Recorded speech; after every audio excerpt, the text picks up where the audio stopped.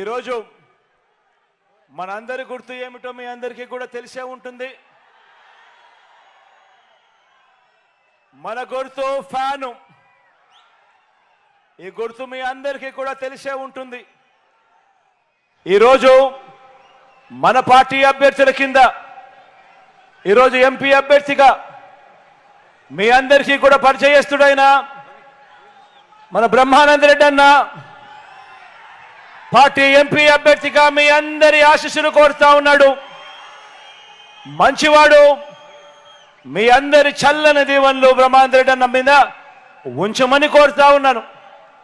అదేవిధంగా నంద్యాల ఎమ్మెల్యేగా మీ అందరికీ కూడా పరిచయస్తుడు నా సోదరుడు రవి నా పక్కనే ఉన్నాడు.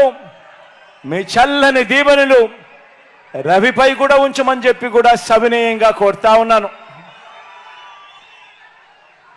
అదేవిధంగా పాలెం ఎమ్మెల్యేగా మీ అందరికీ పరిచయస్తుడు భూపాలన్న ఉన్నాడు నా పక్కనే. రాంభూపాలన్న కూడా మీ చల్లని దీవెనలు ఆశీస్సులు ఇవ్వవలసిందిగా ప్రార్థిస్తా ఉన్నాను. అదేవిధంగా బనగానపల్లెకు మీ అందరికీ పరిచయం ఉన్న వ్యక్తి రామిరెడ్డి అన్నను అనే ఎమ్మెల్యే అభ్యర్థిగా మన పార్టీ తరఫున నిలబడతా ఉన్నాడు. మీ అందరి చల్లని ఆశీస్సులు రామిరెడ్డి అన్నపై కూడా ఉంచవలసిందిగా సవినయంగా వేడుకుంటా ఉన్నాను. అదేవిధంగా ఆళ్లగడ్డకు సంబంధించి నా సోదరుడు నాని నిలబడతా ఉన్నాడు.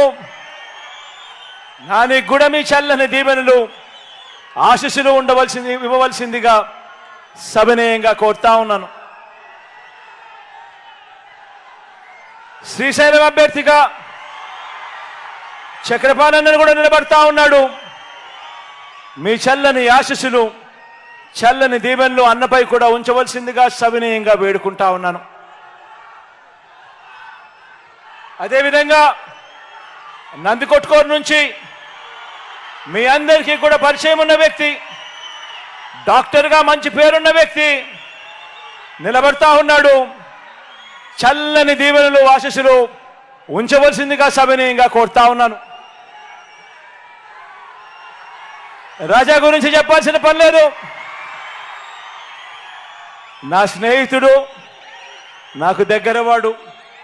మీ అందరి చల్లని ఆశీస్సులు రాజాపై కూడా ఇవ్వవలసిందిగా సవినయంగా ప్రార్థిస్తా ఉన్నాను.